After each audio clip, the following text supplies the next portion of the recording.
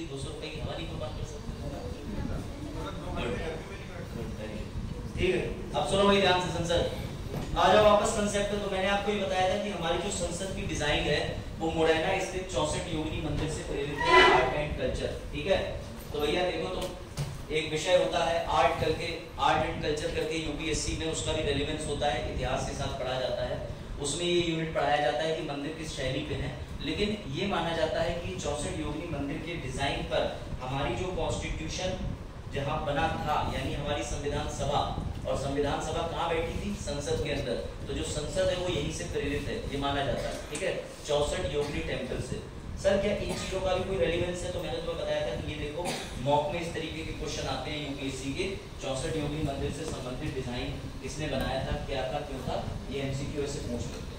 और सर इस बार ये क्यों जरूरी है? इस बार ये इसलिए जरूरी है क्योंकि सेंट्रल विस्टा प्रोजेक्ट के अंदर डिजाइन की ही बात हुई है। तो हो सकता है कि आपको इनमें से एक दो या कोई और तथ्य भी देखने को मिल जाए। कोई डाउट? तो सर क्या पिछले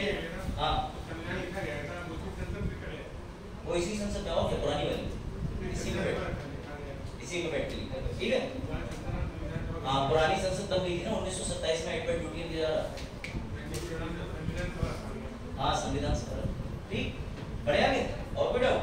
अब देखो इधर क्या बात है, तो बातें करोगे तो समझ नहीं आएगा। देख लो, पढ़ लो, उसके बाद बातें कर लेंगे, हम भी कर लेंगे। ठीक है, जो भी फैक्ट है वो ध्यान रखना। अभी क्वेश्चन भी दूंगा ना तुम्हें लिखने के लिए, तो इसमें देख लो सब लोग। ये लास्ट ईयर वाले नोट्स में बता चुका। ठीक है, 2022 में मैंने नोट्स दिए थे, तब भी मुझे लग रहा था कि 64 योगिनी टेम्पल इंपॉर्टेंट है, लेकिन अब चल रहा है कि अब ये बताओ आपके से कितना फंसा, तो मुझे दिखा दिया। वैसे मुझे शो ऑफ की जरूरत है। ठीक है, मैं समझता हूँ जितना तुम कंसेप्ट समझ के कर लोगे उतना क्वेश्चन दिखा के फायदा नहीं। आर्टिकल के बारे में बताया था कि बाबा साहेब अम्बेडकर की मैंने डिग्री बताई थी कि कॉन्स्टिट्यूशन समझना टफ क्यों पड़ता है लोगों को, क्योंकि बाबा साहेब के पास अकेले में इतनी डिग्री थी ना जितनी संविधान सभा के सदस्यों के पास नहीं थी किसी के। तो ऐसे व्यक्ति की तुम एक पोइट्री यानी आर्टिकल को अगर 20 से काटो तो क्या आर्ट, कला। अब ऐसी कला को समझने के लिए तुम्हें मल्टीपल बुक्स की जरूरत पड़ती है, संविधान सभा की डिबेट पढ़नी पड़ती है, कई चीजें पढ़ोगे तो समझ आएगा। नेहरू जी कैम्ब्रिज से पढ़े थे, महात्मा गांधी जी लंदन से। ये सिर्फ तुम्हें इसलिए फैक्ट बता रहा हूँ कि ऐसे लोग जब एक वर्ड लिखते हैं डेमोक्रेसी, तो उसके एक अर्थ नहीं तमाम अर्थ होते हैं, और क्या अर्थ है, किस जगह पे क्या चीज है, वो तुम्हें समझने के लिए बेसिकली ये जानना पड़ेगा कि लेजिस्लेटिव इंटेंट क्या है। सीबीएसई लेजिस्लेटिव इंटेंट, अग्रणी वर्ड पकड़ना, लेजिस्लेटिव इंटेंट यानी जिसने विधि बनाई है, विधि बनाने के पीछे मंशा है। बात समझे?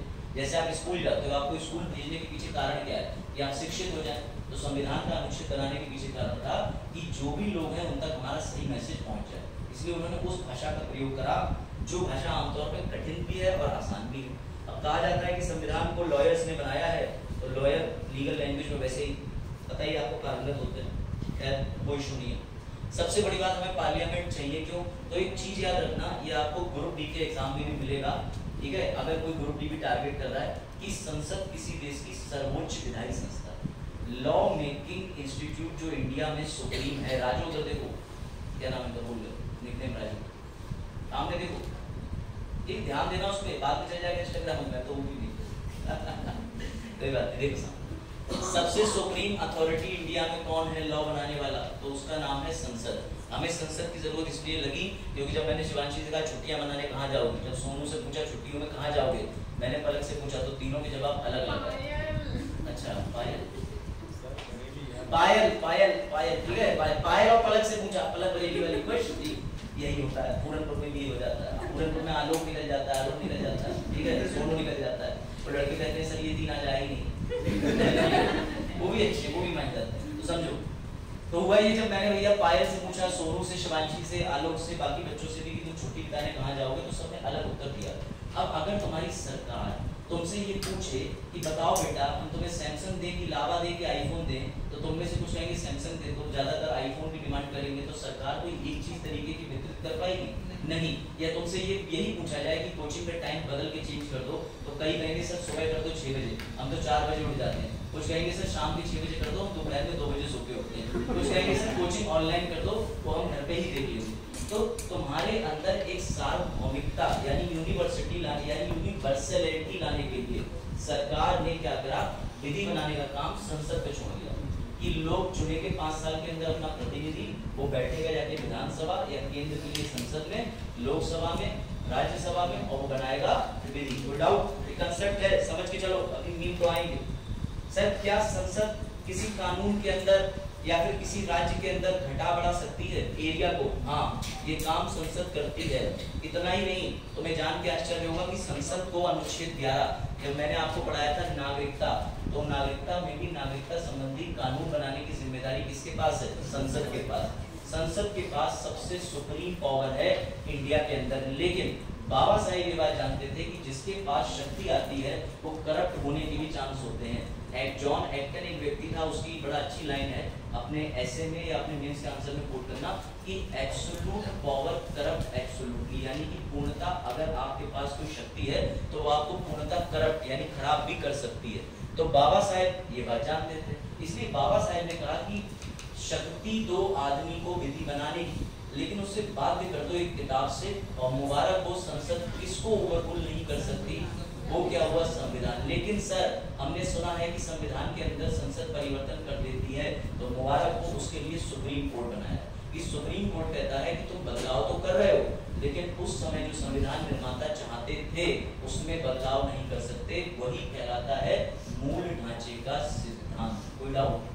पूजा समझ में आया कंसेप्ट कि संसद के पास अनलिमिटेड शक्तियां हैं, तो ये कोई भी लॉ बना दे, लेकिन नहीं बना सकती। क्यों?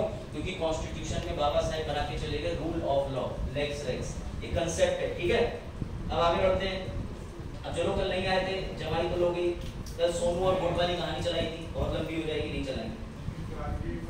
एक बार और आपके लिए नहीं, आप वीडियो चला लीजिए एक बार, वीडियो आप घर पे चला लीजिए। हाँ पूछ।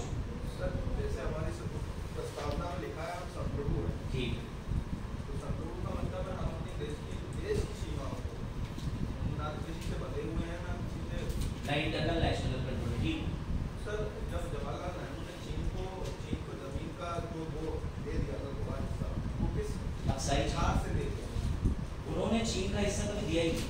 उस चीन के हिस्से में कब्जा हमने वापस लिया नहीं। जो कब्जा हो चुका है हमने उसको लेकर के विरोध किया, लेकिन हमने फॉर्मेलिटी के साथ मांगा नहीं। तो कब्जे वाली जगह हमने कभी चीन को कोई हिस्सा नहीं दिया, जहाँ तक मेरी नॉलेज में। अगर किसी को तो आप मुझे शेयर कीजिएगा। कहा जाता है कि नेहरू ने चीन को कभी नहीं दिया। नेहरू ने पाकिस्तान में बेरूबारी थाना संख्या 112 एनक्लेव की बात हुई थी, और वो देने की बात इसलिए हुई थी क्योंकि रेडक्लिफ ने लाइन खींच दी थी कि इतनी जगह तुम्हारी, इतनी हमारी। तो कुछ प्रांत उनका हमारे हिस्से में था, हमने उनसे भी लिया। लेने के लिए अनुच्छेद 3 हमें कहता था, लेकिन देने के लिए नहीं कहता था। ये समस्या है। हाँ, ये है कि हम किसी को अपनी जमीन क्यों दें? मैं आपकी बात से एग्री करता हूँ, ये बात संसद ने कही थी। लेकिन अगर वो भूमि कोई एक उच्च अधिकारी बना गया है दोनों लोगों के बीच सहमति से कि हम विभाजन कर रहे हैं, आप भी एग्री मैं भी एग्री, तो देनी पड़ेगी। बात सिंपल है। मैं तो एग्री करता हूँ कि हमें कभी 1 इंच का कोई चीज नहीं देनी चाहिए। नेपाल क्लेम करता रहता है, वो भी गलत है। तो क्या हम नेपाल को जमीन दे रहे हैं? नहीं दे रहे। समझे ना कंसेप्ट? अब साई चीन वाला पढ़ना, उन्होंने कब्जा करा, हमने कभी उनको जगह नहीं दी। चीन को तो जगह दे ही, वो तो तिब्बत को भी अपना ही बताता है।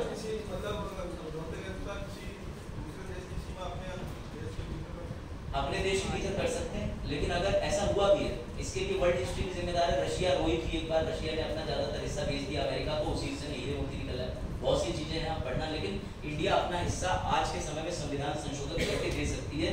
लेकिन याद रखना, डायरेक्टली कोई ऐसा आर्टिकल नहीं है जो ये कहते कि तुम अपना हिस्सा या सीमा या क्षेत्र दे। ये ध्यान रखना।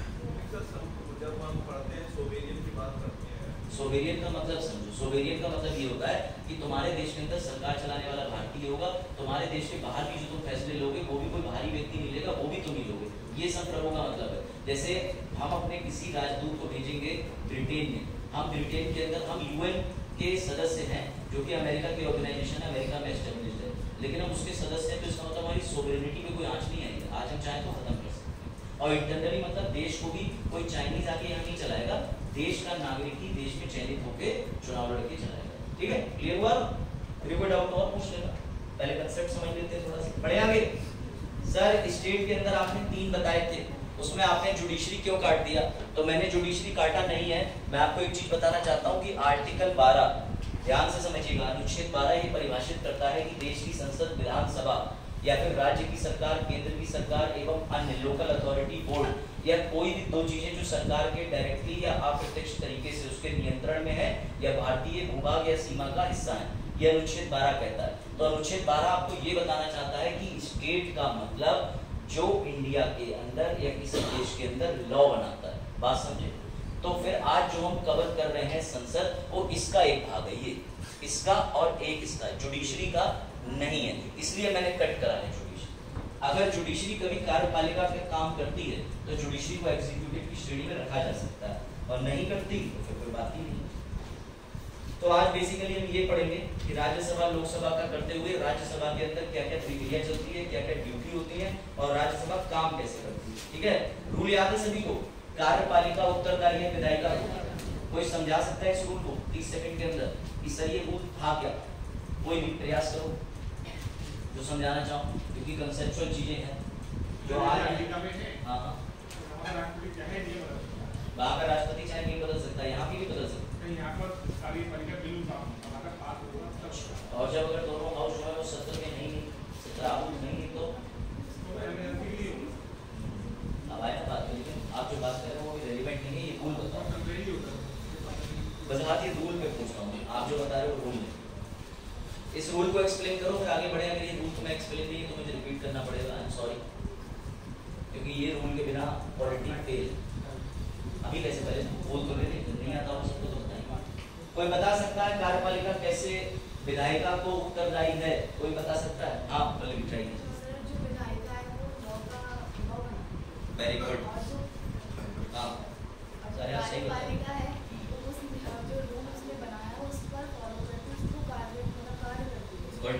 तो जो कार्यपालिका है वो जवाबदेही है उत्तरदायी, मतलब जो विधायिका बनाएगी उसके लिए उत्तर जो है कार्यपालिका देगी, तो जो नियम बनाया वो सही से कार्य कर रही है कि नहीं। वेरी गुड वेरी गुड, आपने सही बताया। अब समझो, एक बार इंडिया में बात एग्जांपल लेके देख लो, मैं आपको एग्जांपल दे देता हूँ। इस समय जो लोकसभा चल रही है वो 17वीं है कि 16वीं है कि 18वीं? कौन बताएगा? 17वीं लोकसभा चल रही है भाई, 2019 से पता कर रखो, इतना पता होना चाहिए। अब समझो तुम्हारी नींद गायब करता हूँ, ऐसे तो तुम एक लेक्चर में सो ही लिए, दूसरे में नहीं सोने दो। सुनो ध्यान से, सवाल ये आता है सर हमारे यहाँ पे सीएम है सीएम और हम बनने जा रहे हैं डीएम, और हमारे देश में पीएम भी है, तो मेरा सवाल तुमसे ये कि सीएम पीएम डीएम और तुम आईपीएस बन जाओगे, ये सब किसके अंतर्गत आते हैं? क्या ये एग्जीक्यूटिव या कार्यपालिका है कि विधायिका है? बताओ, कौन बताएगा? कार्यपालिका। लेकिन सर ये कार्यपालिका तो है, जैसे सीएम साहब जो हैं, पीएम साहब जो हैं, वित्तीय मंत्री हैं, यानी कि आपके जो डिफेंस मिनिस्टर हैं, ये सब डबल रोल प्ले कर रहे हैं। कैसा डबल रोल? डबल रोल ऐसे कि ये किसी जगह से निर्वाचन क्षेत्र से चुनाव लड़े होंगे, बनारस बरेली पीलीभीत, जैसे हमारे यहाँ मंत्री जी हैं, तो मंत्री जी को क्या मिला हुआ है? कौन सी मिनिस्ट्री देख रहे हैं? ये पता है कि आपको नहीं? गन्ना विभाग। तो अगर मान के चलो ये केन इंडस्ट्री देख रहे हैं, तो केन इंडस्ट्री देखने का काम आएगा कार्यपालिका में, लेकिन ये मंत्री जी डबल रोल निभा रहे हैं, सीता गीता। कैसे? जिस दिन सत्र होगा उस दिन ये लखनऊ जाएंगे और लखनऊ विधानसभा में ये बैठेंगे और अपनी कुर्सी पे ये गन्ना मंत्री तो बनके बैठेंगे, लेकिन साथ ही ये विधायिका बनके भी बैठेंगे, यानी लेजिस्लेटिव भी कहलाएंगे। ये तो हो गई बात कि एग्जीक्यूटिव लेजिस्लेटिव का डबल रोल। अब दूसरी तरफ विपक्ष की बात कर लो। विपक्ष के लोग जो है वो मंत्री भले ही नहीं है, लेकिन विपक्ष के लोग भी तो वहां बैठे हुए हैं। जो जीत के आया है, चयनित होके आया, उसको तो भगा तो दोगे नहीं विधानसभा से, तो वो जो लोग बनेंगे वो विधायिका कहलाएंगे। और कमाल की बात ये देखो कि जिसकी सरकार है, जो मंत्री है, वो एग्जीक्यूटिव बोला जाएगा, और उसकी जवाबदेही किसको होगी? विपक्ष को, ऑपोजिशन को। तभी तो इंडिया में ऑपोजिशन जरूरी है। हाँ पूछो। जिसके पास मंत्री पद है वही तो कार्यपालिका कहलाएगा। जिसके पास मंत्री पद है सिर्फ वही कार्यपालिका कहलाएगा, यही मैं कह रहा हूँ। बाकी मतलब जैसे जो जीता हुआ पक्ष है, जो जीता नहीं होते मंत्री। नहीं ऑपोजिशन, आप लोग समझे, यही मैं कह रहा हूँ। हमारे पास जैसे बीजेपी के पास 303 सदस्य हैं। ठीक है वो 85 मंत्री तो बना रहे। बिल्कुल सही। केवल 85 लोग उत्तरदायी हैं, 50 बाकी सारे नहीं 50 उत्तरदायी इस वजह से हैं क्योंकि वो एग्जीक्यूटिव का भी हिस्सा हैं, और जो बाकी बैठे हैं वो सब विधायिका का हिस्सा हैं।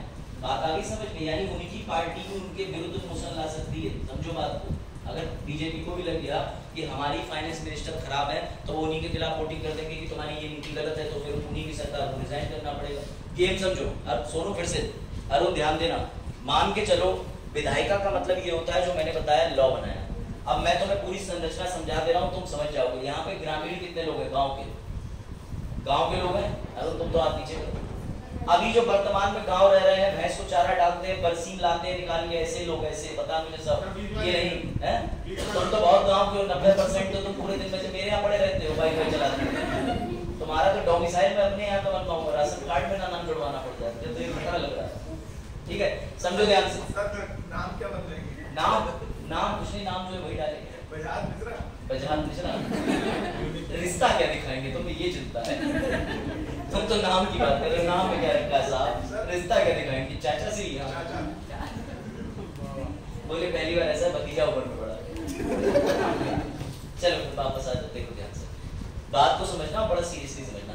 3 तरीके की व्यवस्था चलती है जिसे रिकमेंड करा था पीएन मेहता समिति। आ जाओ, ठीक है। 3 टियर सिस्टम समझो, बैठ जाओ। कहीं गए थे? कहाँ? बाइक छोड़ने, और फिर आए भी बाइक से। भाई को छोड़ने गए थे? ऐसे रिश्ते नहीं तोड़े जाते जरा से। चलो वही समझो वापस। अब देखो, केंद्र पूरी इंडिया के लिए लॉ जो बनाएगा, पूरी इंडिया के लिए जो लॉ बनाएगा विच इज कॉल्ड संसद। मेरी बात समझना है, 3 स्तरीय में समझा रहा हूँ, ध्यान से समझना। पूरे इंडिया के लिए हमने बना दी एक संसद जो किसी भी राज्य के अंदर कुछ विशेष अधिकार रखती है, लॉ बनाएगी। सीधी बात समझो, कंप्लीट इंडिया के अंदर जो कहीं भी किसी राज्य के लिए विधि बनाने की शक्ति रखती है वो संसद है। लेकिन हर राज्य का भी डेवलपमेंट होना जरूरी है। मेरी बात समझो, अगर उत्तर प्रदेश सरकार कहे कि आज दिल्ली से एक फैक्स आएगा तभी हमारे यहाँ उत्तर प्रदेश में कोई काम होगा, तो उत्तर प्रदेश का विकास तो पेंडिंग पड़ जाएगा, क्योंकि 28 आपको पता है राज्य हैं, 8 केंद्र शासित प्रदेश हैं। तो सुविधा क्या करी गई है, सिस्टम क्या बनाया गया है कि हर राज्य को दे दी गई है विधानसभा। बात आई समझ? यानी सर पूरी इंडिया के लिए हो गई संसद और हर राज्य के पास है विधानसभा। किसी किसी राज्यों में 2-2 व्यवस्था भी है कि विधानसभा भी है, विधान परिषद भी है। अभी उसमें मत जाओ, हर राज्य के पास क्या है? विधानसभा, केंद्र के पास है संसद। लेकिन अब गांव की समस्या पे आओ। ये समस्या हुई कि मान के चलो भारत में उत्तर प्रदेश में सबसे ज्यादा गांव में, उदाहरण ले लेते हैं। अब गांव के प्रत्येक विकास के लिए जब तक वो जाएंगे शहर में मंत्री जी से कहने, तब तक उनके आसपास के गांव की चीजें तो छूट जाएंगी। तो इस वजह से संविधान ने एक और चीज भी दे दी कि गांव में लोकल स्वशासन, यानी गांव के अंदर भी हमने बना दिया ग्राम प्रधान। बात आई समझ में कि वो गांव का विकास कर सके। तो जो गांव के लिए छोटे मोटे नियम बना सकता है, व्यवस्थाएं बनाता है, वो ग्राम प्रधान हो गया। यानी कि गांव का अपना एक पॉलिटिकल सिस्टम होता है। जो पूरे राज्य के लिए लॉ बना सकता है, राज्य का राजनीतिक सिस्टम हो गया, उसे विधानसभा बोलते हैं। जो पूरे भारत के लिए बनाता है उसे संसद बोलते हैं। अब हम यूपीएससी पे फोकस है तो हम राज्यों की बात नहीं करेंगे। पीसीएस में आपके इस बार प्रश्न भी आ गया है कि उत्तर प्रदेश में विधि बनाने की प्रक्रिया क्या है। वो जब आया है तो मैं आपको स्पेशली बता दूंगा। स्टेट पीसीएस में पूछा जाता है, लेकिन यूपीएससी के अंदर आपसे पूछा जाएगा कि केंद्र में विधि बनाने की प्रक्रिया क्या है। इस बार आया हुआ क्वेश्चन है ना, पूछा देखें पेपर भी नहीं ये आया कि उत्तर प्रदेश में जो है विधि बनाने की प्रक्रिया होता है। खाली एक पेपर चलो देखो साहब, और भी पेपर देखो सब लोग, ठीक है। देखो फिलहाल कार्यपालिका, उत्तरदायी है विधायिका, तो ये चीज समझो ध्यान से। मेरे कहने का मतलब ये है कि हर राज्य के अंदर विधानसभा, केंद्र में संसद, गांव के लिए आपका हो गया पंचायती राज सिस्टम। क्लियर हो गया? ये 3 स्तरीय चीजें हो गई, इसे भी भूल जाओ। कार्यपालिका का मतलब ये है कि तुम्हारे यहाँ सर्वोच्च कार्यपालिका अधिकारी पूरे राज्य में कौन है, ये बताओ। सर्वोच्च कार्यपालिका अधिकारी पूरे राज्य में कौन है, बताओ क्या लगता है? सीएम होंगे, मानते हो? बिल्कुल सही। अब ध्यान से सुनना, लेकिन सीएम राज्यपाल अलग है, वो कॉन्स्टिट्यूशनल हेड है। मैं बात कर रहा हूँ एग्जीक्यूटिव हेड की अलग स्तर पे। हाँ ध्यान से समझना, दोनों में अंतर है, मैं तुम्हें बताऊंगा। दूसरे पे नहीं जाओ, इधर आ जाओ, समझो बात। कार्यपालिका की अगर बात करो तो गवर्नर भी छोड़ दो, आप राज्य की अगर बात करो तो आप सीएम साहब को ले लीजिए कि सीएम साहब क्या करते हैं, जो भी ऑर्डर देते हैं वो लागू होता है। अगर उन्होंने आज कह दिया भैया कल छुट्टी है किसी जयंती की, तो छुट्टी होगी कि नहीं होगी? 100% होगी।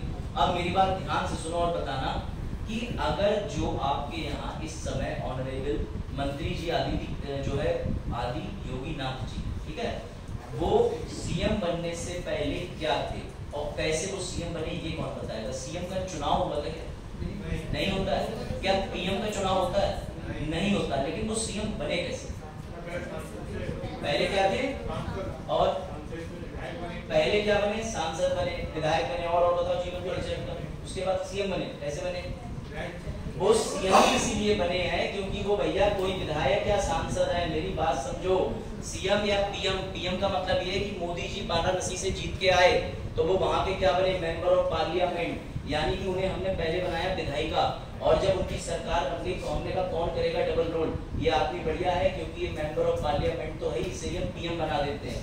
ऐसे ही योगी आदित्यनाथ जब जीत के आए तो हमने कहा कि ये व्यक्ति बहुत बहुमतों से जीत के आया है, अब हम सब में से चाहिए एक सीएम जो हम सबको आगे लेके चले। तो जब तक वो एमएलए रहे या एमएलए रहे, ध्यान से समझना, तब तक वो विधायिका रहे, लेकिन जैसे ही वो सीएम भी बन गए तो वो दोनों आ गए, एग्जीक्यूटिव की लेजिस्लेटिव की। अब सवाल ये आता है कि जब सीएम साहब बैठेंगे विधानसभा के अंदर तो हमने उन्हें ये पावर दी है कि सारे कार्य तुम कराओ, तो उनसे सवाल भी तो पूछेंगे कि तुम्हारा कार्य का पालन हुआ कि नहीं हुआ, लेकिन ये सवाल कौन पूछेगा? तो हो सकता है पक्षपात हो जाए, उन्हीं की पार्टी उनसे कोई सवाल ना पूछे। तो इसके लिए हमने अरेंजमेंट करा विपक्ष का, और विपक्ष भी विधायिका होती है, वो भी एमएलए होते हैं जो चुन के आए, वो वहां बैठे हैं, और वो कार्यपालिका जिसका डबल रोल निभा रहे हैं हमारे सीएम योगी जी, उनसे सवाल पूछे। बात आई समझ में? तो फिर सर उनका एमएलए बनना बेकार गया? नहीं, जब किसी बिल पे वोट होगा तो वो सीएम बन के वोट नहीं देंगे, तब वो एमएलए की भांति अपना वोट देंगे। बात आई समझ में? पूछो। विपक्ष बेटा कभी जा ही नहीं सकता, तो फिर इसका भी तरीका है, केंद्र ने अरेंजमेंट कर दिया है कि कुछ भी परसेंटेज विपक्ष था कि इतने प्रतिशत तक विपक्ष होगा तभी माना जाएगा 15% इतने लोग, लेकिन अगर नहीं भी बन पा रहा है तब भी हम विपक्ष लाके खड़ा करेंगे, करना पड़ेगा, बिना विपक्ष नहीं चला सकता। और अगर ऐसा हो गया कि एक भी सीट नहीं निकाल पाया विपक्ष, दोबारा चुनाव कराएंगे। ऐसा हुआ था अभी जब लास्ट टाइम पे तो ये बोला गया था कि क्या कहते हैं आपके जब तक विपक्ष नहीं बैठेगा सबकी कार्रवाई नहीं होगी, शुरू ही नहीं होगी। और बताओ, विपक्ष जिंदा रहेगा, निर्दलीय पार्टी है, इसलिए दोनों, जब तक दो पार्टी नहीं होगी मजा क्या चुनाव का, आप समझो। तो दूसरी बात ये आप समझ लो, आप कल आए नहीं थे उसका खामियाजा पूरी क्लास भुगतेगी, क्योंकि आपके सवाल बीच में बहुत जहरीले आएंगे। ये हुआ है, जो कल आए हैं अब उन बच्चों को भी सफर करना पड़ेगा। और आगे से मैं ये सेव कर दे रहा हूँ, आओ तो अगर नया कंसेप्ट हो तो पूछ लिया करो मुझसे फोन करके कि सर कोई नया टॉपिक शुरू हुआ, आ जाए। अगर बीच टॉपिक में अगले दिन आओगे तो आपका लॉस हो जाएगा, फिर मत आया करो। मतलब मुझे लिटरली कहना पड़ रहा है कि आज तुम नहीं आते, क्योंकि ये चीजें रिपीट नहीं, ये बच्चे America, president, USA, senate, house of Lord, common sub समझ के और प्रश्न करके लाए हैं, और अब मुझे वापस वही जाना पड़ रहा है कि बाजार कार्यपालिका उत्तरदायिता। तो समझो, आया करो, वरना वीडियो देख के आया करो। वीडियो तो अपलोड हो गई है ना, हो गई, देखो चेक करो, 100% हो चुकी है। 12 बजे हुई रात में। विपक्ष तो ये तुम छोड़ो। हाँ बोलो। हाँ हाँ ठीक है, कोई विपक्ष कोई पक्ष। तो मेरा सीधा सवाल है, ऐसा क्वेश्चन तो मैंने आज तक पढ़ा ही नहीं, मैं सॉल्व कर पाऊंगा मैं पीएचडी।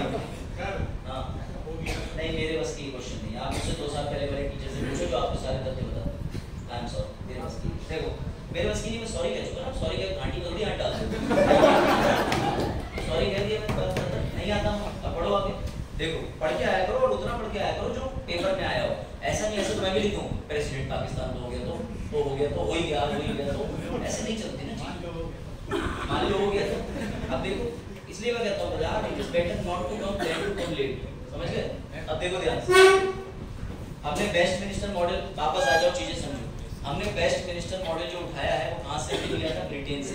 ये सारी चीजें हो गई थी, अब मैं राज्यसभा शुरू कर रहा हूँ, ये सारी चीजें मैं हटा रहा हूँ क्योंकि रिपीट करने का कोई फायदा नहीं है। बाकी जो बच्चे उनसे क्वेश्चन से मैं भी पूछ लूंगा। यूनाइटेड किंगडम में व्यवस्था तो मैं बता दी थी, ठीक है, house of common, house of Lord. America में प्रेसिडेंट सिस्टम क्या है, कैसे, ये सब बता दिया था। अब शुरू करते हैं आगे। आज पार्लियामेंट पार्ट 2 यहाँ से शुरू होना था, और इसमें मेरी समझ से आधा घंटा तो निकल ही गया होगा। कितना टाइम बचा है? 1 घंटा बचा? 12 बजे क्लास छुट्टी, कैमरा हमारी देख के छोड़ दिया। अच्छा 12 बजे छुट्टी, चलो ठीक है। पार्लियामेंट भाग 2 तुम्हें जो होमवर्क दिया था वो करके लाए हो? जो कल आए थे बच्चे वो होमवर्क कर लिया होगा उन्होंने। एक मैंने आपको रूल बताया था कि भैया प्रेसिडेंशियल और पार्लियामेंट ये डिस्कस कर ले रहे हैं वापस से, जरूरी है कि हमारी इंडिया में संसदीय प्रणाली ही क्यों अपनाई गई और राष्ट्रपति प्रणाली अमेरिका से क्यों नहीं ली गई, मुझे कौन बताएगा? कल ही दिया था होमवर्क, अब तुम लोग जो आए थे वो नहीं बता पाए तो समझना तुम। राष्ट्रपति प्रणाली हमने क्यों नहीं अपनाई और संसदीय प्रणाली ही क्यों अपनाई, बताओ। प्रेसिडेंशियल सिस्टम क्या था अमेरिका का? गुड, तो हाथ क्यों नहीं खड़ा करा? बिल्कुल सही बताया इन्होंने। और पार्लियामेंट्री सिस्टम, पार्लियामेंट्री क्या है? पार्लियामेंट्री में मतलब इलेक्शन होता है और पब्लिक का वोट लिया जाता है। इलेक्शन अमेरिका में भी होता है, वहां आपको भी debate discussion voting. Basic difference समझ लो, प्रेसिडेंट के वहां पर अमेरिका में ये रूल नहीं है कि एग्जीक्यूटिव लायबल होगी कार्यपालिका किसको, विधायिका को। वहां सीधी बात है, राष्ट्रपति सिस्टम चलता है, वहां पीएम का कोई पद नहीं होता है, कोई मतलब नहीं। वहां पे अगर प्रेसिडेंट साहब चाहेंगे, कल बताया था तुम्हें एग्जांपल लड्डू वाला, भैया सुबह शाम रसगुल्ले वाला, तो रसगुल्ले बंटवाने हैं तो वो शाम को बढ़ जाएंगे। क्यों? क्योंकि प्रेसिडेंट साहब के पास पावर है। यद्यपि वहां पे भी दो हाउस होते हैं, रिप्रेजेंटेटिव और सीनेट, लेकिन उनका रोल प्रेसिडेंट के सामने ज्यादा नहीं है, वहां प्रेसिडेंट सुप्रीमेसी चलती है। लेकिन इंडिया में ये व्यवस्था हमें गलत लगी। क्यों? क्योंकि इंडिया में एक व्यक्ति के पास सारी शक्ति का केंद्रीकरण देने का मतलब ये है कि सारी व्यवस्थाओं को खराब करना। हमें bill pay debate discussion voting करानी है, तो हम पहले लोकसभा में कराएंगे, फिर वहां से पारित होने के बाद राज्यसभा में कराएंगे, फिर अंत में राष्ट्रपति जी साइन करेंगे। तो हमारे यहाँ लेंथी प्रोसेस है। सर इससे हमें फायदा होता है क्या? इससे हमें बहुत फायदा होता है, लेकिन ये व्यवस्था है क्यों, उसके लिए तुम्हें सुनाता हूँ आज एक कहानी। अब ये है इंटरेस्टिंग पार्ट, सुनो। कितने लोग जानते हैं कि इंडिया में लॉर्ड, गवर्नर और ये तरह तरह के भांति भांति के चीफ जज आए थे? अरे प्रजाति, स्पीशीज। सभी ने डलहौजी का नाम सुना है? सुना है? अब ध्यान से समझना, थोड़ी हिस्ट्री में जाएंगे। डलहौजी ने एक नीति निकाली थी जिसे कहते हैं doctrine of lapse. Doctrine of lapse का मतलब ये होता था कि किसी राजा और रानी का बाई ब्लड अगर कोई उत्तराधिकारी, कोई बेटा या बेटी नहीं हुआ है, तो फिर वो गोद अगर लेते थे तो अंग्रेज मानते थे कि इनका सगा वारिस तो है नहीं कोई, तो इनकी संपत्ति ऑटोमेटिकली हमारे पे विलय हो जाएगी, हमारा रूल हो जाएगा। ये डलहौजी ऐसा रूल लेके आया था। अब मेरी बात समझना बड़ा ध्यान से। उस समय जब ये ब्रिटिशर्स इंडिया में रूल कर रहे थे, इंडिया पे शासन कर रहे थे, तो उस समय इंडिया के अंदर चल रही थी कार्यपालिका सुप्रीमेसी, यानी उस समय पर लॉ बनाने जैसी कोई व्यवस्था नहीं थी, वो ब्रिटेन के संसद में थी। लेकिन इंडिया में जो डलहौजी कह रहा था वो हो रहा था। और डलहौजी कौन था? ये एग्जीक्यूटिव था। तो इंडिया में ना बहुत समस्याएं सही है। क्यों? क्योंकि उस समय कोई विधायिका तो थी नहीं, और ये डलहौजी किसी के प्रति उत्तरदायी तो था नहीं, तो इसको जो ठीक लगता था ये लॉ बनाता था। स्टोरी कनेक्ट करना, इंडिया में जब एग्जीक्यूटिव आए थे, कार्यपालिका रही थी, इन अलग अलग गवर्नर, इन अलग अलग लॉर्ड के रूप में, तो इन लोगों के पास शक्तियां थी कि ये जो चाहे वो नियम बनाते थे, उसको लागू करते थे। कोई जवाबदेही नहीं थी। इंडिया इस बात से बड़ा परेशान रह चुका था, इंडिया जानता था। तो डायरेक्टली जब हमारा संविधान बनाने की बारी आई, तो हमने डलहौजी के किस्से याद करे। और इसी का एक और भाई था, फुफेरा भैया, उसका नाम था कर्जन, और कर्जन करके चला गया तुम्हारे बंगाल का विभाजन 1905 में, पता है ना सभी को।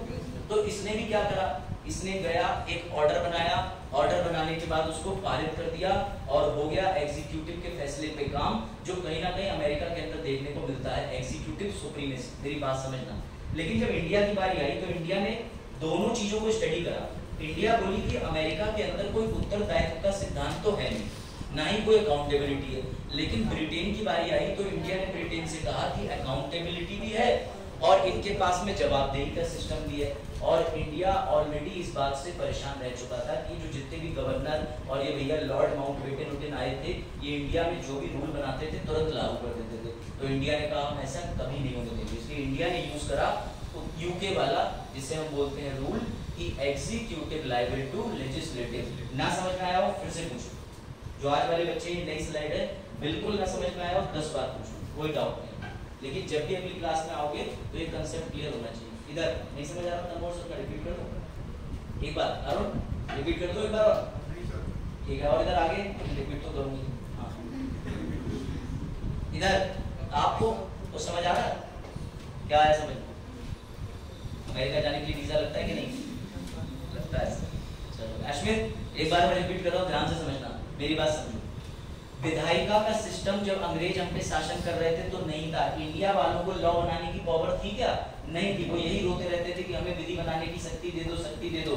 अंग्रेज कहते थे ना, अंग्रेज अपनी संसद से भेजते थे किसको? डलहौजी को, कर्जन को, ऐसे अलग अलग तरीके के लॉर्ड आते रहते थे। और वो लॉर्ड आने के बाद इतने पावरफुल थे कि वो आज कोई ऑर्डर बनाते थे, उस पर साइन करते थे कि इंडिया से टैक्स वसूल लो, इंडिया के लोगों के अधिकार कम कर दो। क्यों? क्योंकि वो सब थे एग्जीक्यूटिव, कार्यपालिका। जैसे तुम्हारे सीएम साहब, डीएम साहब। अब जरा सोच के देखो कि डीएम साहब को विधि बनाने की शक्ति मिल जाए, तो पीलीभीत में अगर कोई ऐसा डीएम आ जाए जिसको लगे पीलीभीत में बांसुरी के व्यापार पे बहुत पैसे की कमाई है, लाओ आज ही विधि बना के सारा पैसा अपने जेब में रख लेता हूँ, कर सकते हैं ना? तो इसी बात के चक्कर में इंडिया परेशान रहता था कि जितने भी लॉर्ड आते थे वो सब अपनी जेब भरते थे, कोई इंडिया का भला नहीं सोचता था। जब इंडिया ने विधि बनाई तो उसके सामने दो देशों का उदाहरण आया। पहला आया हमारे पास में इंग्लैंड यूके का, वहां पे अच्छा सिस्टम था, वहां पे जो भैया एग्जीक्यूटिव बाबूजी थे उनकी कार्यपालिका जो थी उत्तरदायी थी विधायिका के प्रति। तो हमने देखा कि यूके के अंदर तो सिस्टम बढ़िया है, कोई फैसला ले ही नहीं सकता जब तक उसे लेजिस्लेटिव को आंसर ना देना पड़े। लेकिन अमेरिका में आज भी व्यवस्था वही चल रही है जो मैंने तुम्हें लॉर्ड डलहौजी और कर्जन वाली समझाई। तो हमने सोचा कि क्यों ना हम व्यवस्था जो ले लेते हैं वो यूके वाली ले लेते हैं। तो इसी में तुम्हें एक सुनहरा मीम याद आया, ये बच्चा धीरे धीरे याद आया, मन में ही रखना। हाँ ठीक है, अब आ जाओ वापस। राज्यसभा ने बताया था ना हीटेड एक्सचेंज हुआ था, ऑपोजिशन जरूरी है। चलो अब ये और इस पे सवाल भी दिया था लिखने के लिए कि प्रेसिडेंशियल सिस्टम है, ये तो नोट्स में था, कोई बात नहीं, अब और आगे चलते हैं। यहाँ तक हम लोगों ने कवर कर लिया था वैसे बेसिकली कि प्रेसिडेंशियल और पार्लियामेंट्री सिस्टम में अंतर क्या होता है। चलो फिर अब आज शुरू करते हैं। सबसे इम्पोर्टेंट चीज वो है, उससे पहले एक चीज है तुम्हारे, मैं ये सोच रहा हूँ कि कल क्लास सुबह कर लेंगे 7 बजे। कल छुट्टी तो क्या होगी, एक्स्ट्रा क्लास रख लेते 7 से 10। कितने लोग सहमत हैं? कितने लोग सहमत हैं? मन से बताना। ऐसा है कि सुबह उठ जाओगे ना तो जल्दी आपस में डिस्कस कर लो, एक बार डिबेट कर लो आपस में कि किसी किसी आना है कि किसी नहीं आना है। कोई समस्या? सुबह 7 बजे आ जाओगे। मान लो भावना को क्या नाम है, भूल गया, भावना नाम है, एक को सुबह आना पड़ता है मैजिक से, कहाँ पाएंगे 7 बजे, तो आ भी जाएंगे। ठीक है, चलो इसको फिलहाल तो फिर सुबह 7 बजे मिलते हैं। ठीक है, ठीक है ना। अब देखो तुम अगला पढ़ो सामने, ऐसा कुछ नहीं हो रहा है। मैं तुम्हें एग्जांपल दे रहा था, समझा रहा था। अभी जो मैंने जस्ट करा है इसे बोलते हैं मोशन, प्रस्ताव। संसद में ऐसे ही रखा जाता है, ऐसे ही करते हैं लोग। आप समझे बात? तो ये तरीका होता है, तो समझे, दिस इज द एग्जांपल। ये तरीका होता है कि मैं आज लेके आ गया ये बिल कि मैं ऐसा सोच रहा हूँ 8 नवंबर 2016 को नोटबंदी कर दूं। अरे नोटबंदी ऐसे कैसे, बैंकों का क्या होगा? उसके बाद मैंने कहा जितने पक्ष में है देख लो, नोटबंदी होगी तो दिक्कत तो होगी, यानी भावना सुबह 7 बजे नहीं आ पाएगी और बाकी लोग हैं आपस में डिबेट कर लो। तो ये जो अगला स्टेप हम चल रहे हैं संसद के अंदर, इसे कहते हैं प्रस्ताव रखना। अब प्रैक्टिकली समझ गए? दिल दहल गया? चलो अब आगे बढ़ते हैं। इसे कहते हैं समझाने का तरीका, करेक्शन। ठीक है, बहुत देर से तुम भी बोर हो रहे थे, मैं भी बोल रहा था, तो मैं लाया था एग्जाम्पल घर से बना के। तो भैया इसे ही कहते हैं फॉर्मल प्रपोजल। ऐसे ही तुम्हारी संसद के किसी भी सदन में प्रस्ताव रखे जाते हैं और तुम लोगों ने जो अभी हाथ उठाया उसे कहते हैं वोटिंग। लेकिन उससे पहले मैंने डिस्कस करा कि सुबह 7 बजे क्लास रखें, फिर तुम्हारी आपस में डिबेट हुई। अरे किसी के मन में ऐसा पागल हो गया, हम 6 बजे तो उठते ही नहीं है। और किसी ने कहा ये तो सही है, मैं तो 4 बजे अपनी भैंस के माथे पे तिलक लगा के और से आ जाऊंगा। होता नहीं ना, भैंसों से लगाओ, गाय से लगाओ, हम तो यही करते थे, गाय के संग सेल्फी लेते थे। तो भैया तुम सब लोगों ने आपस में डिबेट करा, एक दूसरे की तरफ देखा और उन्ना उन्नी सबने देखा तुम्हारे। तो उसके बाद निर्णय हुआ कि भैया नहीं आ रहे हैं कि आ रहे हैं, और फिर बाकी लोगों ने हाथ खड़ा कर दिया। लेकिन इसे ही कहते हैं प्रपोजल मोशन। और ये जो मोशन होता है मुबारक को यही पेश किया जाता है। रूल याद रखना, ऐसा क्यों करा जाता है अरुण? ये रूल है, उसको रूल को समझो मेंस में। रूल होता है हमेशा कि हम बेहतर है एक से, हम बेहतर है एक से। अगर हम सभी लोगों के सामने कोई रिजोल्यूशन रखा जाए, प्रस्ताव, तो वी मतलब हम सभी लोग वोट कर लें, वो बेहतर है किसी एक की मनमानी से। कोई डाउट? मान लो मैं आलोक से पूछता, आलोक तुम आ जाओगे? आलोक कहते हैं मैं 7 बजे आ जाऊंगा। बाकी बच्चे कहते हैं हम क्या क्लास मूली, हम ऐसे आ रहे हैं क्लास में, हमारा कोई वजूद ही नहीं है। तो इसीलिए ये रूल चलता है कि प्रपोजल जब भी संविधान के, जब भी संसद के अंदर किसी सदन में कोई प्रस्ताव मूव होता है तो ये रूल है वी इज बेहतर देन आई। बात आया समझ? समझे? आपसे अकेले पूछने से बेहतर है कि हम सबका साथ सबका विकास करेंगे। कोई डाउट? नहीं आ रहा है सुबह 7 बजे, छुट्टी है, वहाँ तो भाई की पूरे को सफे में जाने वाले आपको तो छुट्टी मत दो। उसका शाम को भी मैसेज डाल दो बाइक पे ही 5 बजे, सर वो नोट्स भेज देते। नहीं आलोक की बात नहीं कर रहा, आलोक में तो फिर डाला रात में 9 बजे, आप तो भेज दो सर। चलो तो तुम्हारे लिए एक और चीज, ये कौन से नोट्स हैं जो आप नहीं पढ़ते? ये अलग है, ये 2000 के नोट हैं, 500 के नोट हैं, 1000 के, इसका आपसे कोई लेना देना नहीं है। आप एक वाले नोट्स का अनुपालन करें। चलिए देखिए, तो सर इसका मतलब ये अब समझो, इंटरेस्ट आएगा तुम्हें क्लास में, क्लास दूसरे मोड पे चल रही है। सर संसद के अंदर जो मोशन होते हैं उसे क्या कहते हैं? तो मैंने तुम्हारे लिए हिंदी में लिखा है कि संसद में जो प्रस्ताव किसी सदस्य द्वारा किसी मामले पर बहस या निर्णय शुरू करने के लिए दिया गया एक औपचारिक प्रस्ताव है। अभी यही तो मैंने करा कि तुम्हारे बीच में एक बहस का जो है डिबेट का बॉक्स ओपन कर दिया और उस बॉक्स में तुमने क्या करा, अपना प्रस्ताव रखा। प्रस्ताव समूह निर्णय लेने की प्रक्रिया का आधार है। समूह, तुम लोग ग्रुप में हो ना, सिंगल तो नहीं, तो ये ग्रुप निर्णय लेने का एक आधार है। समूह का ध्यान इस बात पर केंद्रित करते हैं कि निर्णय क्या लिया जा रहा है। बात समझे कि अंत में क्लास 7 बजे होगी कि नहीं होगी, इसे कहते हैं मोशन। कभी भूल मत जाना और ध्यान से रखना कि पार्लियामेंट के अंदर जो मोशन बोला जाता है उसमें तुम्हें अक्सर यूपीएससी कंफ्यूज करेगा। मोशन को रेजोल्यूशन भी कहते हैं, कंफ्यूज मत होना। आएगा ये डेफिनेशन लिख के नीचे लिख देगी कि उपयुक्त चीज को क्या कहते हैं, मोशन या रेजोल्यूशन। तो तुम्हें दोनों में से जो मिल जाए उस पर टिक मार देना, दोनों मिल जाए तो ए और बी पे टिक मार देना, समझ गए। रिजोल्यूशन यानी प्रस्ताव और मोशन एक ही चीज होती है। मोशन का हिंदी नाम भी प्रस्ताव है, रिजोल्यूशन का हिंदी नाम भी प्रस्ताव है, लेकिन अंग्रेज चले गए, अंग्रेजी छोड़ गए, उन्होंने मोशन और रिजोल्यूशन अलग अलग नाम दे दिए। कोई डाउट, समझ में आया बात? तो एक चीज आपको क्लियर हुई कि संसद के अंदर क्या होता है, कैसे प्रस्ताव आते हैं, ऐसे ही आते हैं। बढ़े आगे, चलो फिर आगे बढ़ते हैं। अब सबसे बड़ी बात ये है, अब समझो और तुम्हें आनंद आया। सर संसद शब्द लिया कहां से? तो भैया संसद शब्द फ्रांसीसी शब्द पार्लर, नॉट ब्यूटी पार्लर लिख दिया मैंने, पार्लर से आया है, जिसका अर्थ है बातचीत करना। हो सकता है ये पूछ ले तुम्हारे वन लाइनर एग्जाम में, यूपीएससी में फैक्ट में डालते, तो याद रखना कि पार्लियामेंट को हमने लिया है फ्रांस के पार्लर शब्द से, और पार्लर का अर्थ होता है बातचीत करना। सर क्या संविधान में संसद होगी या नहीं होगी ये लिखा हुआ है? तो लिखा हुआ है आर्टिकल 79 में। आर्टिकल 79 कहता है संसद का गठन, संघ के लिए एक संसद होगी जिसमें राष्ट्रपति होगा, 2 सदन होंगे जिसे हम बोलेंगे क्या, राज्यों का परिषद, यानी कि आप बोलते हो प्यार से राज्यसभा, और दूसरा लोगों के सदन जिसे प्यार से बोलते हो लोकसभा, काउंसिल ऑफ स्टेट और हाउस ऑफ द पीपल। कभी कभी डायरेक्टली यूपीएससी का मन होता है खेलने का कि रट्टाफिकेशन वाले भी बच्चे आए होंगे, उन्हें खुश कर दे 1-2 क्वेश्चन देके, तो वो ऐसे आर्टिकल चिपका के लिख देता है कि आर्टिकल में बताओ कहाँ संसद मेंशन है। तो कंफ्यूज मत होना, आर्टिकल 79 याद करो, ठीक है। कभी कभी पूछ लेता है, यूपीएससी 2012-13 में तो तथ्यात्मक पेपर के रूप में ही लगता था, लेकिन इतना कंसेप्चुअल नहीं था, कभी भी इतना फैक्चुअल नहीं हुआ यूपीएससी। पीसीएस फैक्ट पे आधारित रहता है, अब थोड़ा कंसेप्ट का प्रयास कर रहा है खराब करने का। अब ये प्रक्रिया बड़ा इंपॉर्टेंट है कि संसद के अंदर विधि कैसे बनती है, इसको मजेदार तरीके से सीखेंगे, ठीक है। आर्टिकल 79 के अंदर किसकी परिभाषा है? पार्लियामेंट, पार्लियामेंट की। किसकी परिभाषा है?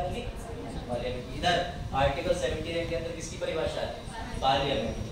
अब सबसे बड़ा सवाल ये है कि संसद लॉ बनाती कैसे? क्या लगता है सोनू, संसद कैसे बनाती होगी? प्रोसेस तो है, लेकिन वो प्रोसेस है क्या, ये बताओ। हाँ बताओ। कार्यपालिका पहले, हाँ कार्यपालिका, प्रस्ताव सिर्फ कार्यपालिका नहीं लाती, प्रस्ताव कोई भी ला सकता है। अब हाँ उसमें गैर होते हैं सरकारी, और सही बता रहे हैं, ठीक है सुन लो ध्यान से। हाँ पेश करेंगे, उसके बाद ठीक है,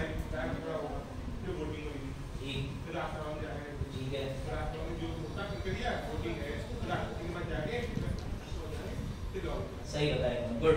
आप समझ लो, देखो जब तुम YouTube से भी पढ़ते हो तो कुछ गलतियां करते हो, इसलिए 2 जगह क्रॉस चेक मत करो, या मुझसे पढ़ लो या पड़ोस से या YouTube से। पड़ोस का आप समझ गए होंगे कुछ बच्चे, ठीक है। तो अगर पढ़ना है तो फिर एक ही जगह ध्यान केंद्रित करके पढ़ो, क्योंकि एक तुम्हें बता देंगे, जैसे तुमने किसी के सामने ये होता है मोहल्ले में जाना चाय की टपरी वालों के पास और उनसे कहना कि संसद क्या होती है, तो तुम्हें बताएंगे संसद तुम्हें नहीं पता, वो बोलेंगे फैक्ट, एडवर्ड लुटियन ने बनाई थी, इतनी बड़ी बिल्डिंग होती है, स्तंभ होते हैं, लोग बैठते हैं, वो तुम्हें ये बताएंगे कि संसद की जरूरत क्या है। तो ऐसे जो है क्या कहते हैं, डरावने लोगों से डर के रहो, ठीक है। शक्ल की बात नहीं हो रही, ज्ञान की हो रही है। चल देखो, सबसे पहली बात तो ये है कि संसद को, सर आपने स्टार्टिंग में बताया था कि संसद लॉ बनाती है। अब बोर्ड नहीं होगी, समझना क्या नाम है आपका? चेतन। अब चेतन को लगा कि भैया अभ्युदय क्लासेस बहुत अच्छी हैं, अब हम भारत में अभ्युदय क्लासेस को लेके एक विधि बना देते हैं जिससे हर घर अभ्युदय का डर निकल जाए, मतलब ऐसी कोई योजना आ गई, समझ गए। तो इन्होंने अभ्युदय का बिल बनाने के लिए सबसे पहले एक होमवर्क करा, और उस होमवर्क का नाम है ड्राफ्ट। क्या नाम है? ड्राफ्ट। ये मुझे दो। सबसे पहले चेतन घर गए, और चेतन को अधिकार किसने दिया ड्राफ्ट बनाने का? तो चेतन को 1 नंबर आगे ले जाते हैं, चेतन को हम बना देते हैं थोड़ी देर के लिए संसद, यानी मेंबर ऑफ पार्लियामेंट। अब ये संसद के अंदर बैठे हैं लोकसभा में, और लोकसभा में इनके दिमाग में विचार आया कि शिक्षा की स्थिति बड़ा दयनीय है, सोनू और अन्य तरीके के बच्चे बेचारे कहीं भी तैयारी नहीं कर पा रहे हैं। कैसा होगा अगर सोनू को बढ़िया दिल्ली के टीचरों से तैयारी करी जाए, कमरे के अंदर करवाई जाए, तो चेतन की बात सबको अच्छी लगी। अब चेतन ने इस बात को जाकर के संसद में रखने की ठान ली। तो चेतन ने एक ड्राफ्ट बनाया बढ़िया सा A4 पन्ने पे, सुंदर सुंदर, उसमें सब लिख दिया, सर अभ्युदय होगा, बगल में लाइब्रेरी नहीं कब होगी, उसके बाद और नीचे लिखा। तो इन्होंने सब चीजें लिखी। उसके बाद इन्होंने जब अच्छा सा ड्राफ्ट बनाया तो ये चले गए और वहां पर अपना ड्राफ्ट प्रस्तुत करने से पहले इन्होंने जो स्पीकर महोदय होते हैं उनको इस बात की सूचना एडवांस में दे दी थी। प्रक्रिया समझना, एडवांस में इसलिए दे दी क्योंकि हो सकता है उस दिन ये धर्म विरोधी, राष्ट्र विरोधी बिल बना के ले जाए, तो अगर उसी समय इन्हें पढ़ने की अनुमति दी जाएगी तो ये दंगे करवा देंगे। तो इसलिए स्पीकर साहब पहले चेक कर लेते हैं कि तुमने जो मसाला डाला है वो मैगी का है कि BFP का है, यानी कि तुमने क्या बनाया है। तो जब ये ड्राफ्ट स्पीकर साहब के पास दे देते हैं, ध्यान से समझना सब, तो स्पीकर साहब उसको चेक कराते हैं। उनके पास समितियां होती हैं, वो चाहे तो उसको खुद पढ़ें, चाहे डिप्टी को दे दें, चाहे समितियों को दे दें। समितियां चेक कर लेती हैं, हाँ बात तो कायदे की है, कोई गलत मुद्दा नहीं। अब जब ये बिल को पढ़ेंगे, अभी वो बिल बोला नहीं जाएगा, जब ये ड्राफ्ट को ठीक रूप दे देंगे और सबके समक्ष परिचय कर देंगे, इंट्रोड्यूस कर देंगे, तब वो थोड़ा थोड़ा बिल की श्रेणी में आने लगेगा। और जब जा करके ये लोगों के बीच उसे पूरा पढ़ देंगे और ये उसे एक नाम दे देंगे, जो मतलब संसद के जितने भी लोग हैं इस बात को एग्री कर जाएंगे कि ये जो इन्होंने ड्राफ्ट बनाया है ये कुछ को ठीक लग रहा है, तब बोला जाएगा कि अब इस पर डिबेट करवा लो। और जिस मोमेंट उस पर डिबेट शुरू होने वाली होगी उसका नाम परिवर्तित होकर बिल बन जाएगा। कोई डाउट क्या? सबसे पहले हमारे सबसे पहले मंत्री जी कागज पर सारी डिटेल लिख के लेके आए। डिटेल लेके उन्होंने स्पीकर साहब को पहले ही सूचना दे रखी थी। संसद में गए, लोकसभा में, लोकसभा निचला सदन है, ये राज्यसभा में चाहे तो राज्यसभा में होते, वहां प्रस्तुत कर सकते थे। प्रक्रिया एक है। इन्होंने जैसे ही ड्राफ्ट को जाके लोगों के बीच में पढ़ा, पढ़ने के बाद उस पर लोगों ने डिबेट शुरू करी, वो बिल बन गया। और जब वो बिल बन गया तो उस पर डिस्कशन होने के बाद एक सदन में वोटिंग हुई। अगर सब सहमत हुए, सबका मतलब ये कि 50% प्लस 1, अगर सदन में 200 लोग हैं तो 100 प्लस 1, समझ गए, 101 लोग सहमत हुए। उसके बाद इनका बिल वहां से पारित हो गया। लेकिन अभी वो विधि नहीं बना, अब वो दूसरे हाउस में जाएगा। अगर लोकसभा से पारित हुआ है तो वो राज्यसभा में जाएगा, राज्यसभा में भी जाके ये अपना बिल पढ़ेंगे। अगर इनका बिल राज्यसभा में ये सदस्य नहीं है तो कोई और पढ़ेगा। स्पीकर साहब डिबेट के लिए खोल देंगे कि ऐसा ऐसा बिल आया है, उस बिल पे चर्चा होगी। उस बिल पे चर्चा होने के बाद फिर से पुनः वोटिंग होगी, और वोटिंग होने के बाद अगर राज्यसभा ने भी बिना किसी भी प्रॉब्लम के इनका बिल पास कर दिया तो वो चला जाएगा राष्ट्रपति जी के पास। और अगर राष्ट्रपति जी को भी बिल ठीक लगा तो वो 3 चीजें कर सकते हैं, या जेल में रख लें अनलिमिटेड समय के लिए क्योंकि उनके पास वीटो शक्ति होती है, या वापस भेज दें राज्यसभा को कि इस पर पुनः विचार करो, या तीसरी एक और शक्ति होती है, वो क्या होती है, क्या कर दें, पास कर दें। सिंपल सी बात है। या फिर तीसरी चीज ये है कि वो उसको पास कर सकते हैं। तो अगर उन्होंने पास कर दिया तो वो बन जाएगा लॉ। इसलिए देखो कि बिल पहले मोशन मूव होता है, दोनों सदन से पास होता है, राष्ट्रपति की अनुमति होती है। सब हम पढ़ेंगे सेपरेटली, लेकिन मेन बात यह है कि ये सारी चीजें कंसेप्चुअल है। पहले मैं तुम्हें कंसेप्ट समझा रहा हूँ ताकि तुम जोक समझ पाओ।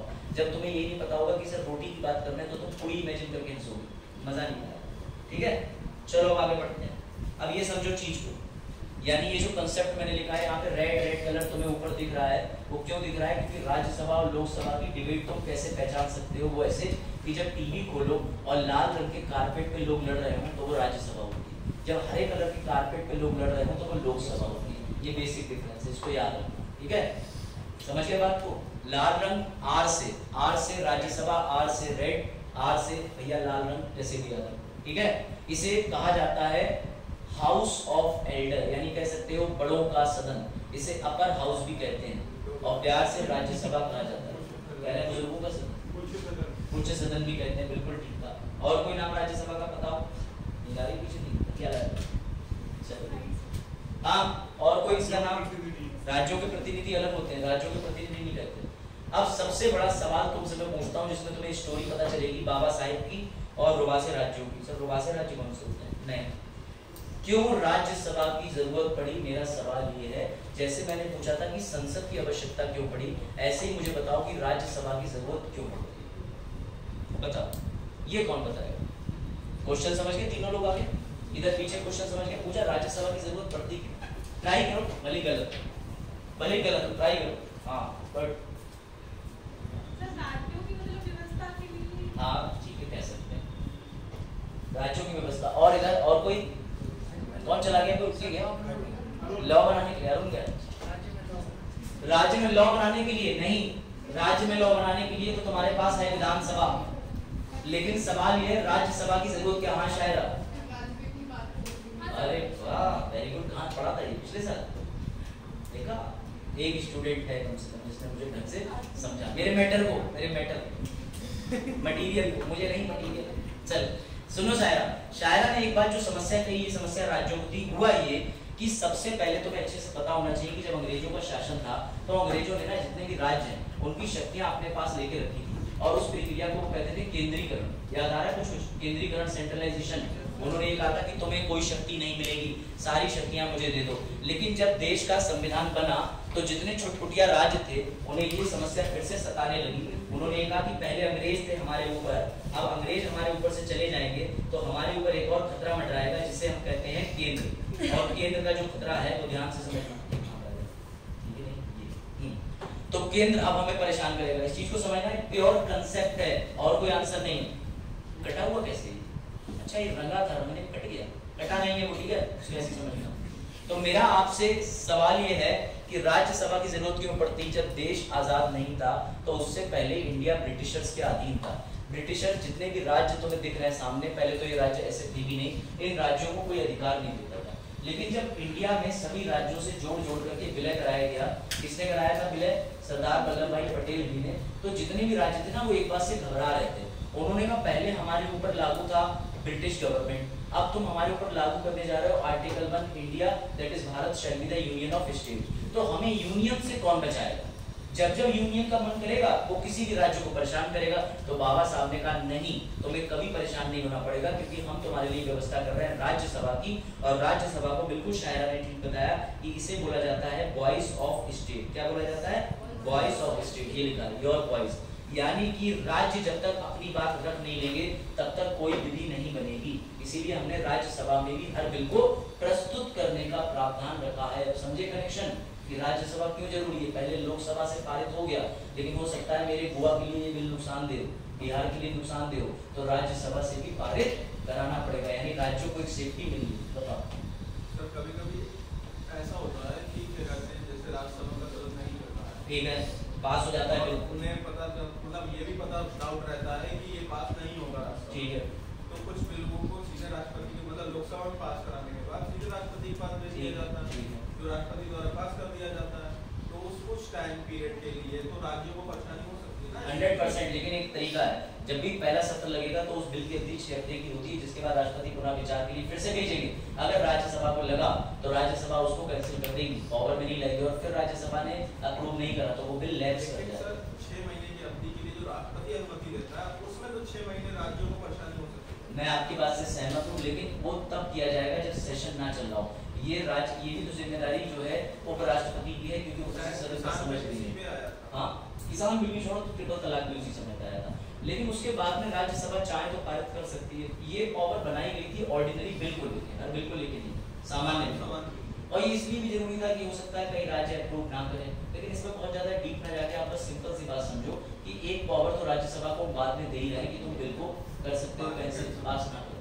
एब्सोल्यूट पावर तो नहीं छीन रहे, कुछ तो रेमेडी देंगे। चलो वापस अब समझो सर क्या होगा, क्या हमारी राज्यसभा खत्म हो सकती है कभी? आप बताओ बजा, अब तुम यहाँ वाली बात कर रहे थे जब उस समय कर रहे थे, क्या राज्यसभा कभी खत्म हो सकती है? बताओ अपोजिशन, क्यों नहीं खत्म हो सकती? तो याद रखना कि भारत में संघात्मक प्रणाली है, फेडरलिज्म। फेडरलिज्म का मतलब ये होता है कि केंद्र के पास लॉ बनाने की अलग एक सदन है, संसद, और राज्यों के पास अलग है, लेकिन इमरजेंसी के समय केंद्र लागू हो जाता है। अब इस बाइकैमरल प्रणाली को ऐसे समझो आप कि अगर हम कभी राज्यसभा को खत्म करना चाहें तो भी नहीं कर सकते। क्यों?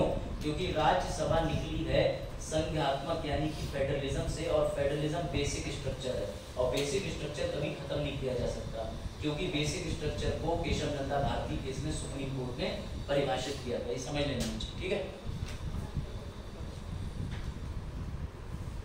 अब बताओ बजाज, फिर से तुमसे एक क्वेश्चन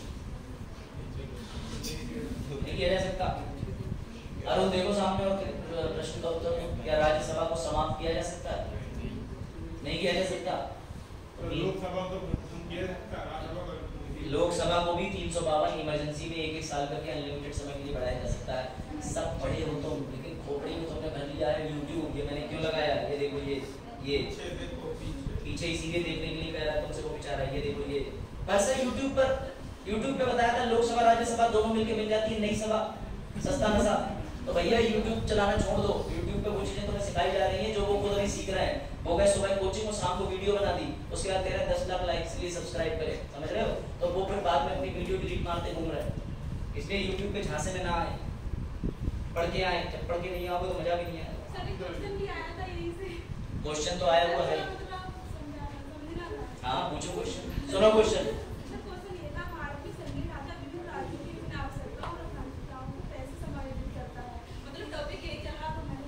टॉपिक फेडरलिज्म का है, ये क्वेश्चन इसी बार का पीसीएस में आया हुआ है, संख्यात्मक प्रणाली पे लेके आया है। इसके बाद इसमें प्रेसिडेंट का भी क्वेश्चन आया कि आर्टिकल 72 पे उनकी पावर बताओ नरसिंह की। पेपर मैंने भी देखे, लेकिन मैं तुम्हें इसका एक आंसर दे रहा हूँ। इंडिया में ये जो संघात्मक प्रणाली, इसमें आप क्या डाल सकती हो पूजा, इसमें डाल सकती हो इमरजेंसी के दौरान। और फेडरलिज्म बेसिक स्ट्रक्चर है, केसरतंत्र भारतीय केस मदद कैसे करता है। कई मामलों में राज्यों के विकास के लिए बाधा आती है, राज्य अनुमति नहीं देता है, और हमारे पास केंद्रीय प्रणाली के तहत कई संसाधनों को प्रयोग करने के बेहतर विकल्प रहते हैं। ये है टेक्निकल, आसान समझो। संघ के फेडरलिज्म के फायदे क्या क्या लगता है, क्या बताओ? पिछली बार नोट्स में थे वैसे, लेकिन आप बताओ, प्रयास करो। नहीं पता, चलो मैं बता रहा हूँ। अरुण बताएंगे। अरुण, फेडरलिज्म के क्या फायदे हैं? क्यों ना पूछो, क्या होता है? तुम पूछो हमसे तो हम कहते हैं ऐसे, हमसे ना पूछो। बताओ भाई फेडरलिज्म का। पूजा का सवाल अच्छा है क्योंकि इस बार आया हुआ है पीसीएस में, मैं बता रहा हूँ। बताओ फेडरलिज्म क्या होता है, पता है किसी को? सब ऐसी क्लास बोल जा रही है, आप बहुत बोल कर रहे हो। क्या करें बेटा, थ्योरी है थ्योरी। फिर तुम्हें एक फैक्ट पता चलेगा सचिन के बारे में, अभी आते हैं उसको। इंडिया में फेडरलिज्म क्यों जरूरी है? फेडरलिज्म इंडिया में इसलिए जरूरी है ताकि कभी भी आर्टिकल 1 को समझा जा सके। आर्टिकल 1 का मतलब कि हाँ, किसी राज्य के अंदर हो सकता है ऐसी परिस्थिति आ जाए पूजा कि राज्य में विधानसभा का कार्यकाल प्रभावित हो जाए, ना चल रहा हो। अभी तुमने देखी मणिपुर हिंसा। अब मणिपुर हिंसा को समझो, किसी राज्य के अंदर दंगा हो गया, कोई समस्या हो गई, तो वहाँ पे फेडरलिज्म एक्टिव है ही नहीं, यानी वहाँ पे सरकार एक्टिव नहीं है। तो ऐसे में हमने फेडरलिज्म संघीय प्रणाली इसलिए बनाई कि इमरजेंसी के समय पे पावर दी जा सके। दूसरी एक और बात कि जब भी राज्य अपने लिए कानून बनाएंगे तो पूरे भारत के लिए कानून बनाने वाली बॉडी होगी, तो वो ये भी देखेगी कि ये अन्य राज्यों या अन्य जनजाति या किसी और जगह पे प्रभाव तो नहीं डाल रहा। दूसरा बेनिफिट। तीसरा बेनिफिट ये रहता है कि 1 नेशन 1 इलेक्शन की जो तुम बात करते हो उसे भी इसमें डालना है पूजा। 1 नेशन 1 इलेक्शन से जोड़ना है कि इस पर निर्णय कौन बनाएगा? फेडरलिज्म पॉलिसी बनाएगी पूरे देश के लिए। पता भी है ना कि पहले इलेक्शन होता था भारत में। लेकिन सर संघवाद जो है सरकार का वह स्वरूप है जिससे सरकार नियंत्रित रहती है। शक्तियों का विभाजन हम कर देते हैं, केंद्र सरकार बना दी, राज्यों सरकार बना दी, और हमने क्षेत्रीय सरकार बना दी। तो सर इसमें 1 इलेक्शन बंद तो नहीं कर सकते ना, क्योंकि सर शक्तियों का विभाजन तो पहले ही कर दिया गया है। हाँ, लेकिन इलेक्शन पहले भारत में होता था 1952 से लेके 67 या 57 तक, जो भी एक बार देखना, पहले 1 नेशन 1 इलेक्शन ही होता था। ये पता नहीं करते है ना, पढ़ा होगा आप लोगों ने। चलो पूजा, आपका आंसर जो है रिटन में मैं दे दे रहा हूँ, ठीक है? और एक बार डिस्कस कर लेंगे हम लोग, चाहे नेक्स्ट क्लास में कर लेंगे। ये टॉपिक समझा दो, लेकिन ये क्वेश्चन का आंसर मैं आपको दे दूँ। वैसे मेरे नोट्स में पिछले साल लिखा था, मैंने दिया था, मेरे नोट्स में है पार्लियामेंट में कि फेडरलिज्म की पॉलिसी के फायदे क्या हैं। चलो देख लो, तुम लोग और बोर हो जाओ क्योंकि बात हो रही है अलग लेवल की। हाँ, राज्यसभा में कितने सदस्य होते हैं बताओ भाई? राज्यसभा में मैक्सिमम कितने सदस्य हो सकते हैं बताओ? सामने तो लिखा है, पढ़ के बता दो। कितने हो सकते हैं? 250। उसमें से 238 जो है वो चयनित होके आएंगे। और कहां से चयनित होके आएंगे? उन्हें वोट कौन देगा? कौन वोट देगा? राज्यसभा में वोट आप नहीं दे सकते, आपके विधायक जी वोट देते हैं।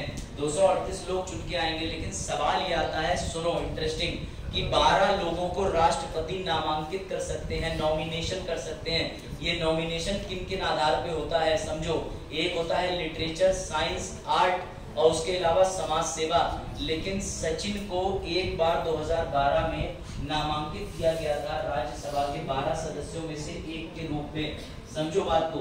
तो इस पे विवाद उठा था और ये क्वेश्चन बनाया था आंध्र प्रदेश के स्टेट पीसीएस ने कि सचिन को किस कैटेगरी के तहत, खिलाड़ी के रूप में लिया गया है या किसी और रूप में नामांकित किया गया है? तो सवाल का उत्तर था कि वो खिलाड़ी नहीं है, लेकिन आर्ट है उनके पास प्ले करने की, क्योंकि स्पोर्ट नाम का कोई शब्द राज्यसभा के नामांकन वाले में है ही नहीं, दिया ही नहीं हुआ हुआ, समझे? तो ट्रिक याद रखना क्लास वाली, इसमें सी काट देना, LASS, जो 12 सदस्य नामांकित होते हैं उसमें एक L से लिटरेचर साहित्य, आर्ट से कला, साइंस से विज्ञान और फिर समाज सेवा, ठीक है? चलो पहले एक मेन चीज पर आते हैं, ये छोड़ो, इसको मैं तुम्हें दोबारा ही समझाऊंगा, ये कॉन्स्टिट्यूएंसी का पेपर, ठीक है ना? अब देखो ये मीम है लेकिन इसे समझना, ठीक है? तो भैया राज्यसभा सदस्य बनने के लिए मैंने पूछा मुन्ना भैया से, सर ये तो जाने में लगा। हाँ नहीं, तो मुन्ना भैया बोले बहुत तकलीफ होती है जब आप योग्य हो और लोग आपकी योग्यता मानते हैं, ठीक है?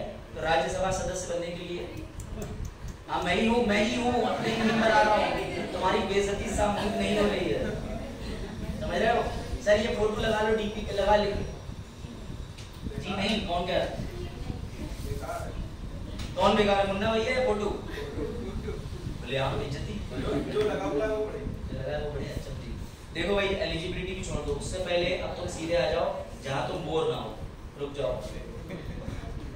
तुम बहुत ज्यादा बोर हो, इससे बढ़िया हटा। ये मेंस में आया था क्वेश्चन, रुको मैं इसे शो कर दे रहा हूँ तुम्हें कहाँ आया था, वरना तुमको ये इसलिए वर्ड्स की PY, हाँ ये अभी मई में जब मैंने जुडिशरी का मेंस दिया था तो सेम क्वेश्चन डिट्टो यूपीएससी से उतार दिया था, मैं पुराने पेपर लगाता हूँ तो फायदा मिल जाता है। राज्यसभा के सभापति के रूप में भारत के उपराष्ट्रपतियों की भूमिका पर चर्चा करें, एक तो ये क्वेश्चन आया था, लेकिन आज हम इसे सॉल्व नहीं करेंगे ना, मैं तुम्हें लिखने के लिए ये वाला प्रश्न दूंगा, मैं तुम्हें ये बता रहा हूँ कि हम जो जो चीजें पढ़ेंगे ना उसके साथ में ये प्रीलिम्स के पुराने और मेंस के क्वेश्चन यहाँ डालते चलेंगे। अच्छा हिंदी वाले हैं, ये हिंदी वाले, ये 2013 का यूपीएससी प्रश्न है, अलग ही चला गया प्रश्न, ठीक है? कि राज्यसभा में सभापति उपसभापति क्या चीज, और जूम करो, और जूम करने कुछ और ही आता है, अब ठीक है? ये ना अधिकार लिखा है ना, लो भैया लो, तुम पूरा तुमने पैसे पूरे दिए, ठीक है? अब ध्यान से सुनो मेरी बात, अब भी अब हमारा जब नेक्स्ट सेशन होगा ना मंडे में, तब मैं तुम्हें पार्लियामेंट अपने तरीके से विद मीम के साथ एक बार दोबारा समझाऊंगा, मुझे मजा नहीं आया आज की क्लास, मतलब आई फील क्वाइट बोरिंग, क्योंकि मैंने सोचा कि कल तुम लोग मीम की दुनिया में ज्यादा रहते हो, कुछ बच्चों का रिस्पांस था नहीं जब मैंने कहा था कि मीम हटा दें, क्या पैटर्न बदले तरीके का, तो आज मैंने प्योर कंटेंट फेंका। अब तुम डिसाइड कर लो कि तुम्हें आज वाली क्लासेस में मजा आ रहा है, इससे पहले वाले बिहेवियर से, अभी भी कोई आवाज नहीं आ रही ठीक से, तो डिसाइड कर लो